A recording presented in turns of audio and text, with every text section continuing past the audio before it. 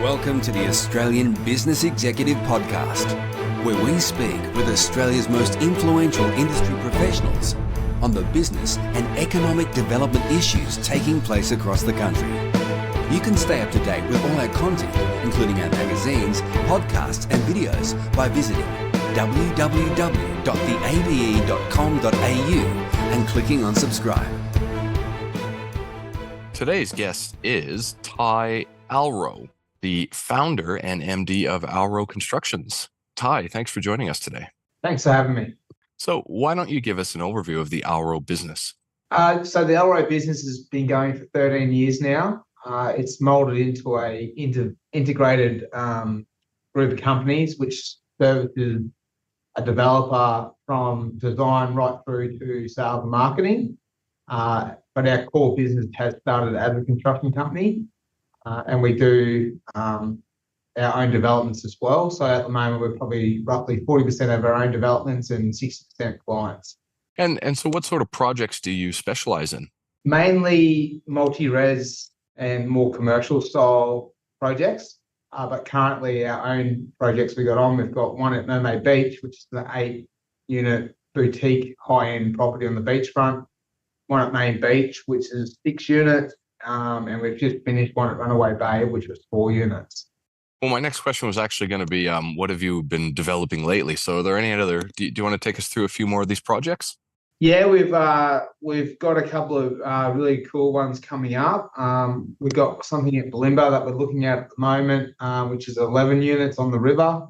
So really the average starting price for these units, between 5 million and up to 10 million per unit. So you can imagine the quality and the detail within each unit. But we've also got our fingers on the pulse with childcare centres, NDIS units as well. So high physical support units which services the NDIS fund through the government, and also some industrial sheds along the M1, Southeast Queensland. Yeah. Okay. And so where do you see your business, headed forward into the medium? In the medium term, good question. I think the market's quite, how can I put it? It's very hard to understand where the market is heading over the next 5 years. I do see a little bit of a downturn coming just with feasibility not stacking up, driven by higher land prices and higher construction costs.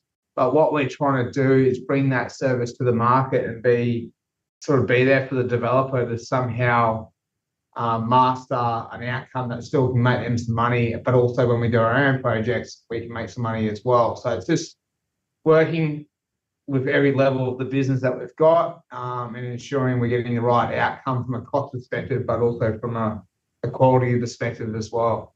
And what is it that you think that you guys might do differently compared to your peers in this space? I think that the difference between us and our peers is purely we offer a one-stop shop. So when you first meet Alroe, you're meeting me and my higher management team at the very start. We try to understand what our clients' needs are, and then at that point in time, we will bring in the sales director, the marketing director, my construction director, and we're all working as one unit to ensure that we get the right outcome. When other clients go to other builders and that's all they do is build, then there's a disconnect between the sales, the marketing, the construction, and it's very, very tough at the moment to make all those 4 or 5 elements work together and be in line with each other. So having it all in-house is a benefit to the end user, but also for the developer. You already touched on this in your previous answer there, but I was going to ask you, what are some of the main challenges or issues that are facing the construction industry currently? Still price increases, not just of materials, but for labour. So there's labour shortages, so the supply and demand ratio is still out.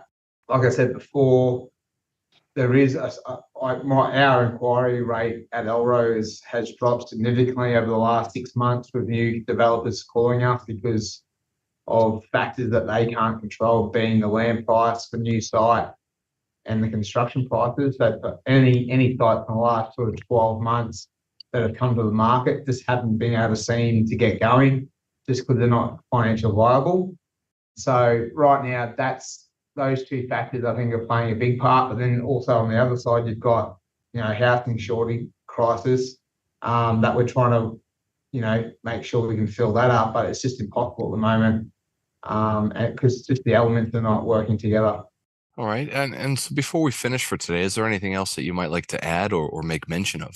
I think just if anyone's listening to this podcast and is willing to contact us, just reach out to our website and we'll be able to contact there. If not, hopefully today's sort of giving you a really high level summary of what the construction and development industry is doing at the moment. And yeah, that's all I can add. All right, very good. Tye, thank you very much for your time today. No worries. Thanks for having me.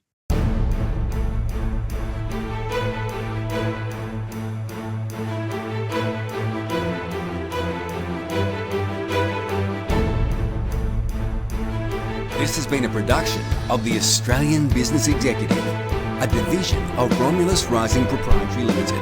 All rights reserved. You can stay up to date with the Australian Business Executive, including our magazines, podcasts and videos by visiting www.theabe.com.au and clicking on subscribe.